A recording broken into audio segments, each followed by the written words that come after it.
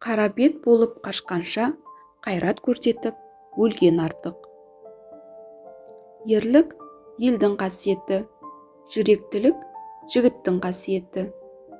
Анамыздың ақ сүтімен бойымызға тараған ана тілімізді ұмыту, бүкіл ата бабамызды, бар тарихымызды ұмыту. Тәртіпсіз ел болмайды, тәртіпке бас иген ел құл болмайды. Жерге тер төгіп, халыққа қан төгіп, қызмет етуден тайсалма. Ана тілімізге мән бермеушілік, оны құрметтемеу, шынайы патриоттар тәрбиелеу жұмысына үлкен зиян. Шын дос сыртынан мақтайды. Дұшпаның қашып сен жеңсең, оның әйелі мен қызына көз салма. Адам өміріндегі ең үлкен қуаныш бала сүю. Адамды бұзатын не? Тағы да сол атақ, ақша, арақ, осы үшеуі. Төртіншісі әйел демеймін. Алғашқы үшеуінің буына бөртіп, әйелдерді біз еркектер бұзамыз. Үмітін жоғалтқан жан ешқашан үміттеніп көрмеген жан. Күншілдік өзгенің мықтылығы мен өзінің әлсіздігінді мойындаудан туған құбылыс. Қайратына әдісіңді жолдас ет, әдісіңе ақылыңды жолдас ет. Дүниеде баланың у-шуына жетер не бар?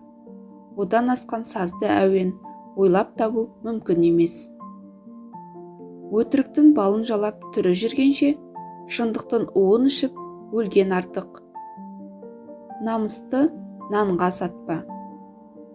Бақаның бағынан сұңқардың соры артық. Именіп жүріп көрген игіліктен, қарсыласып жүріп көрген бейнет артық. Ата-ана қадірін білмеген ел қадірін біле алмас. Ел қадірін білмеген ата-ана қадірін біле алмас. Сөз жылата да, жұбата да алады. Ылғи алтын іздеме, шоқтың бәрі от болмас. Халықтық тәжірибе бүгінге ғана емес, ертеңге де керек қазына.